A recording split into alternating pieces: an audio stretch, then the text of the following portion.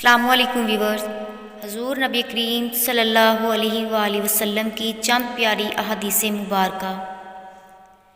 حضرت ابو ہریرہ فرماتے ہیں کہ میں نے رسول صلی اللہ علیہ وآلہ وسلم کو فرماتے ہوئے سنا، اللہ تعالیٰ نے فرمایا کہ ابن آدم نے ہر عمل اپنے لیے کیا سوائے روزوں کے، وہ میرے لیے ہے اور میں اس کا بدلہ دوں گا۔ تو قسم ہے اس ذات کی جس کے قبضے میں محمد صلی اللہ علیہ وآلہ وسلم کی جان ہے کہ اللہ تعالیٰ کے ہاں روزے دار کے منہ کی بو مشک سے زیادہ پاکیزہ اور خوشبودار ہے۔ حضور نبی کریم صلی اللہ علیہ وآلہ وسلم نے فرمایا، جس نے روزے دار کو افطار کروایا اس کو روزے دار جیسا اجر ملے گا اور روزے دار کے اجر میں بھی کمی نہیں آئے گی، اور جس نے اللہ تعالیٰ کے راستے میں نکلنے والے مجاہد کو سامان فراہم کیا اس سے بھی مجاہد جیسا اجر ملے گا اور مجاہد کے اجر میں بھی کمی نہیں آئے گی۔ ابو سعید خدری سے روایت ہے، انہوں نے فرمایا کہ میں نے رسول صلی اللہ علیہ وآلہ وسلم کو ارشاد فرماتے ہوئے سنا، جس آدمی نے ایک دن اللہ تعالیٰ کے راستے میں روزہ رکھا، اللہ تعالیٰ دوزخ کی آگ کو اس کے منہ سے 70 سال کی مسافت تک دور کر دے گا۔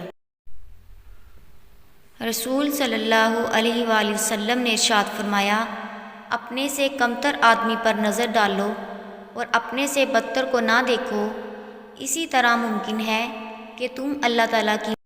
حضرت انس بن مالک سے روایت ہے کہ رسول صلی اللہ علیہ وآلہ وسلم نماز مغرب پڑھنے سے پہلے چند تازہ کھجوروں سے روزہ افطار کرتے تھے،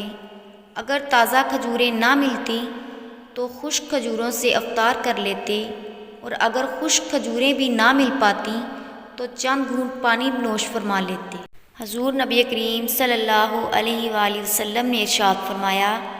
جو آدمی روزے کی حالت میں بھول جائے اور کھا پی لے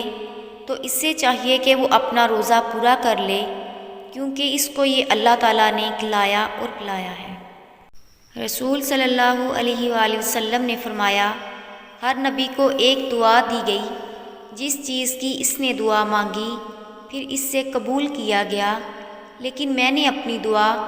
قیامت کے دن اپنی امت کی شفاعت کے لیے محفوظ رکھی ہوئی ہے۔ سبحان اللہ۔ میری ویڈیو اگر اچھی لگی ہو تو اس کو لائک اور شیئر کریں، مزید اچھی ویڈیوز دیکھنے کے لیے میرے چینل کو سبسکرائب کریں۔ جزاک اللہ خیرہ۔